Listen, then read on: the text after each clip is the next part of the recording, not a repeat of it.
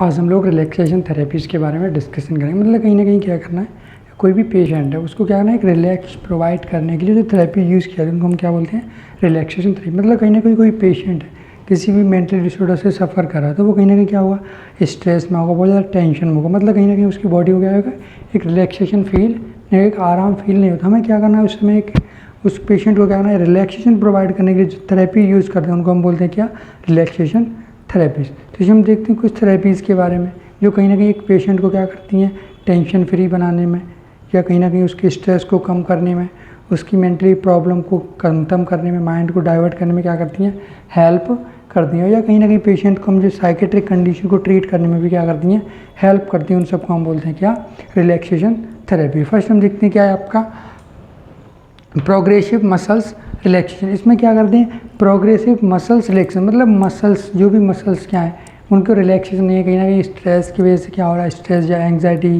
की वजह से कहीं ना कहीं उसकी back pain, neck pain, headache, body pain, ये सारे हमें उस पेशेंट में देखने को मिलते हैं। कहीं ना कहीं फोबिया की वजह से, डिप्रेशन या मैनिया, ये सारी डिजीज। तो कहीं ना कहीं उसे क्या करना है, कुछ उसके माइंड को इस तरह से डाइवर्ट करने की कोशिश करना है कि जो भी उसके पेन हो रहा है, बॉडी में पेन हो रहा है, उसको हम क्या कर सकते हैं, रिड्यूस कर सकें और उसको क्या कर सकते हैं, कम कर पाएँ, जिससे कि पेशेंट की जो मसल्स हैं उनको क्या कर सकते हैं, रिलैक्सेशन प्रोवाइड कर सकें और उसको एक कंफर्ट फील होगा। जिससे क्या होगा कि कहीं ना कहीं जब वो कंफर्ट फील करेगा तो ऑटोमेटिक उसके अंदर जो भी टेंशन है वो क्या हो जाएगी, कहीं ना कहीं कम हो जाएगी या ख़त्म कर सकते हैं। मतलब फर्स्टली हमें क्या करना है, उसकी मसल्स को एक रिलैक्सेशन प्रोवाइड करना। जो भी मसल्स क्या हुई, बहुत ज़्यादा टायर्डनेस हो गई है, बहुत ज़्यादा थकान महसूस करता है, बहुत ज़्यादा वीकनेस, मसल्स पेन हो रहा है उसकी, और बॉडी पेन हो रहा है, तो कहीं ना कहीं कुछ इस तरह से उसके साथ बिहेव करना है कि उसको एक माइंड से उसकी जो भी टेंशन है उसको ख़त्म करने की कोशिश करना है, उसकी प्रॉब्लम को सॉल्व करने की कोशिश करना,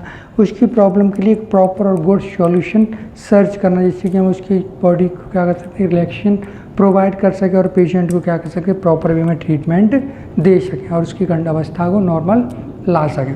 नेक्स्ट हम देखते हैं क्या, मेंटल इमेजरी।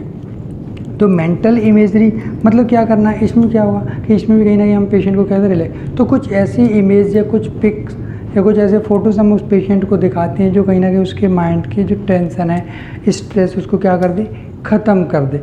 जैसे ही कहीं ना कहीं उसकी फैमिली के फ़ोटो दिखाना, उसके प्रीवियस लाइफ के इंजॉय वाले मोमेंट, जॉयफुल मोमेंट्स के पिक्चर उसे दिखाना, तो कहीं ना कहीं उन चीज़ों को देखेगा तो वो एक टाइम के लिए उनमें खो जाएगा, वो उन पे फोकस करेगा और उसकी जो भी उस टाइम पे जो टेंशन है, स्ट्रेस है, एंग्जाइटी, ऑटोमेटिक क्या हो जाएगी, रिड्यूस हो जाएगी और पेशेंट को हम नॉर्मल कर सकते हैं। क्योंकि कहीं ना कहीं उसमें कुछ इमेज देखा, इमेज देखने के बाद उसने उस चीज़ों को थिंक किया, थिंक करने के बाद वो उन चीज़ों के बारे में सोचने लगा, थिंक करने लगा प्रॉपरली, उसमें एक काल्पनिक दुनिया, और कहीं ना कहीं उस चीज़ों से उसका जो टेंशन वाली चीज़ है, डिप्रेशन, स्ट्रेस वाली कंडीशन से वो उसका माइंड क्या हो जाएगा, पूरा हट जाएगा और वो क्या हो जाएगा, एक नॉर्मल कंडीशन में हम ला सकते हैं कुछ इमेज की हेल्प से। नेक्स्ट हम देखते हैं योगा। नेक्स्ट हम क्या कर सकते हैं, योगा। तो कुछ योगा में कुछ योग करके, ये योगा से भी क्या कर सकते हैं, पेशेंट के अंदर की जो भी स्ट्रेस, टेंशन, डिप्रेशन, उस अवस्था को क्या कर सकते हैं, ट्रीट कर सकते हैं। अगर प्रॉपर वे में अगर कोई भी पेशेंट कंटिन्यू योगा करता है, सुबह मॉर्निंग, अर्ली मॉर्निंग में क्या करता है, योगा करता है, कोई भी व्यायाम, कोई भी योगा करता है, उस कंडीशन में क्या होगा, उसका क्या होगा, एक फ्रेश ऑक्सीजन मिलेगा और क्या होगा, कहीं ना कहीं उसका एक नेचुरल से कांटेक्ट होगा, नेचुरल ब्यूटी से कांटेक्ट होगा, कहीं ना कहीं वो कुछ चीज़ों को देखेगा, समझेगा और एक फ्रेश माइंड रहेगा और कहीं ना कहीं उसके अंदर की जो भी टेंशन है, स्ट्रेस है, उसको हम क्या कर सकते हैं, रिड्यूस कर सकते हैं और उसके माइंड को एक जगह स्थिर रख सकते हैं। किसकी हेल्प से, योगा की हेल्प से। नेक्स्ट हम देखते हैं क्या, मेडिटेशन। मेडिटेशन मतलब एक तरह से ध्यान, क्या हो जाना, एक ध्यान मतलब किसी भी चीज़ में लीन हो जाना, मग्न हो जाना, वो क्या होता है, एक मेडिटेशन। मतलब अपने आप को बिल्कुल एक ऐसा शांत करना या किसी भी ध्यान में चले जाना या किसी भी भक्ति में, किसी भी टाइप्स के क्या है मेडिटेशन, जिससे हम क्या कर सकते हैं, अपने माइंड को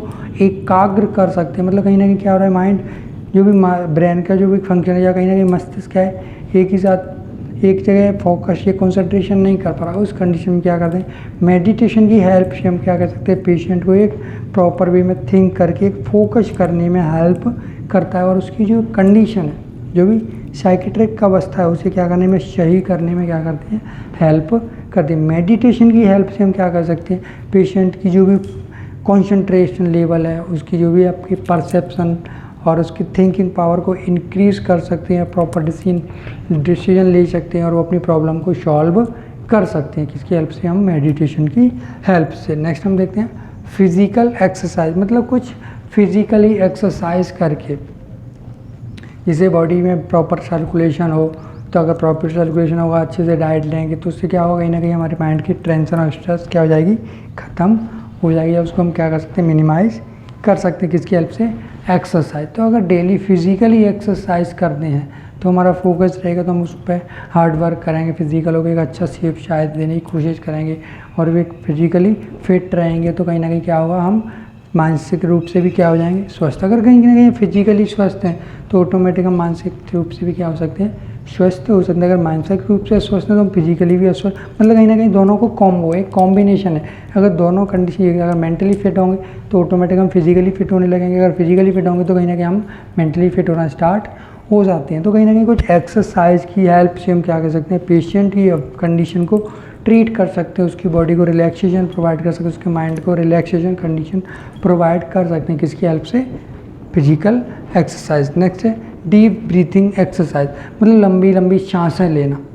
आपने देखा होगा योगा के समय बहुत लंबी लंबी सांसें लेते हैं एकांत जगह पर बैठ कर, जहाँ पर किसी भी टाइप का कोई भी नॉइस ना हो, कोई भी शोर ना हो, जहाँ से क्या होगा, प्योर और बहुत ज़्यादा अच्छे पेड्स लगे हों, वहाँ बहुत ज़्यादा ग्रीनरी इन्वायरमेंट हो, उस जगह जाकर क्या करें, लंबी लंबी सांसें लेना, जिससे क्या होगा, फ्रेश ऑक्सीजन इनहेल करेंगे और वो हमारी बॉडी के क्या करेगी, जो भी हमारी बॉडी के अंदर जो नेगेटिविटी है उन्हें रिमूव कर देगी, या कहीं ना कहीं व्यर्थ पदार्थ उन्हें बॉडी से निकाल देगी और माइंड को एंड बॉडी को क्या करें, टोटली फ्रेश और प्योर क्लीन करने की कोशिश करेगी कहीं ना कहीं हम, क्योंकि जो भी हम ब्रीथिंग ले रहे हैं वो कैसे ले रहे हैं, बहुत नेचुरल, और कहीं ना कहीं हम बिल्कुल फ्रेश ऑक्सीजन इनहेल करेंगे तो कहीं ना कहीं हमारा माइंड और पूरे फिजिकली फंक्शन को क्या कर देगी, नॉर्मल कर देगी और हम मेंटली डिसऑर्डर से आ जाएंगे, बाहर निकल सकते हैं। नेक्स्ट है आपका साइको एजुकेशन, मतलब इसमें क्या हुआ, साइको एजुकेशन, मतलब लोगों को साइकोलॉजी के लिए, साइकोलॉजी से रिलेटेड एजुकेशन प्रोवाइड करके हम क्या कर सकते हैं,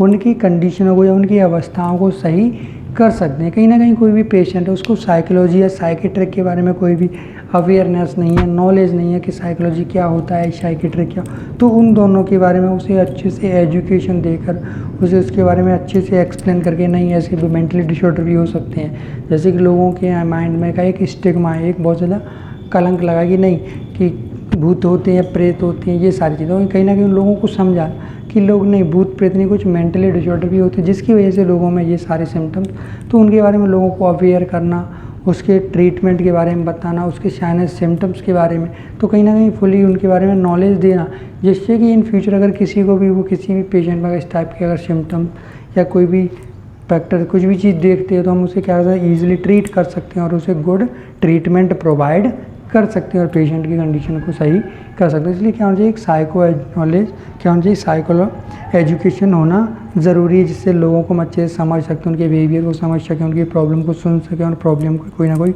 बहुत अच्छा और बेटर सॉल्यूशन निकाल सकते हैं। किसकी हेल्प से? साइको एजुकेशन की हेल्प। तो ये कुछ थेरेपीज़ थी जिसकी हेल्प से हम कुछ रिलैक्सेशन थेरेपीज़ थी, जिसमें हेल्प से हम क्या कर सकते हैं, एक पेशेंट को कुछ समय के लिए रिलैक्सेशन प्रोवाइड कर सकते हैं और पेशेंट की जो साइकेट्रिक कंडीशन है उसे ईजिली क्या कर सकते हैं, ट्रीट कर सकते हैं और कहीं ना कहीं उसको बिल्कुल टोटली ख़त्म कर सकते हैं। किसकी हेल्प से? कुछ थेरेपीज़ की हेल्प, जिसमें हम क्या देख सकते हैं, कुछ मसल्स रिलैक्सेशन थेरेपी देंगे, जैसे कि मसल्स पेन और जिसकी वजह से बहुत ज़्यादा स्ट्रेस है, कहीं ना कोई प्रॉब्लम, तो कहीं ना कहीं उस चीज़ को ख़त्म कर सकते हैं।